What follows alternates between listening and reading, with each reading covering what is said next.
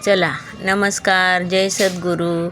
इथे मी 1 वाटी तांदूळ घेतले, चण्याची डाळ घेतली आणि ते आता धुवून पाण्यात भिजत घालणार आहे। भिजल्यावर ते मिक्सरला बारीक करून घेणार आहे। हे बघा भिजायला टाकले, प्लेट ठेवून झाकून। नंतर आपण मिक्सरला बारीक करून घेणार आहे। इथं मी मिरच्या, लसूण, जिरं, हळद घेतली, मिक्सरला बारीक करून घेणार आहे।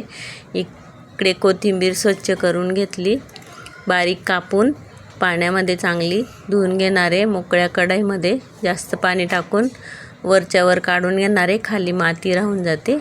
हे बघा चाळणीमध्ये पाणी निथरायला वरच्यावर काढून घेणार आहे।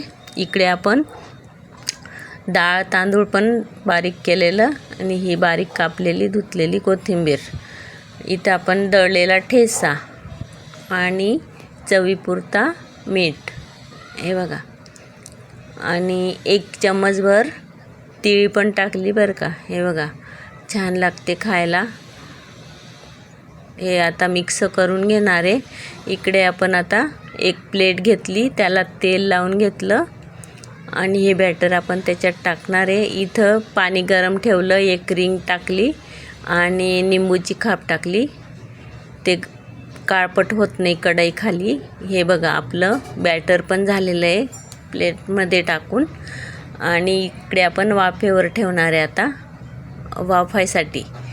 हे बघा झाकण ठेवून वाफू देणार आहे मी आता। इथं वरून तीळ पण टाकली, छान लागते, तेलामध्ये अशी तळल्या जाती आणि खायला पण चव लागते। हे बघा आता वाफेवर होणार आहे, मस्त झालं आपली। इकडे आता मी चौकोनी मस्त वड्या कापून घेणार आहे। हे बघा प्लेटला अजिबात लटकलं नाही, चाकूला पण लटकलं नाही। हे बघा मस्त शिजल्यात वाफेमध्ये। इकडे तेल पण आपलं गरम झालं होतं, आता 1-1 करून मी तळून घेणार आहे। कोणी डीप फ्राय पण करतं, आपण तेलातच तळणार आहे। हे बघा मस्त कलर येतोय, आहे की नाही छान। हे बघा सगळ्या मी आता तळून घेणार आहे। तेल असं चांगलं निथरून घ्यायचं आणि इकडे ताटमध्ये टाकते सगळ्या तळून। हे बघा आपल्या 1-1 करून सगळ्या तळून झाल्या आता वड्या। तुम्ही पण करून बघा, छान लागतात कोथिंबीरच्या वड्या। हे बघा कलर पण सुंदर आलेला आहे, चव पण छान लागते, आहे की नाही सुंदर। हे बघा झाल्या आपल्या आता सगळ्या वड्या तळून झालेल्या आहे।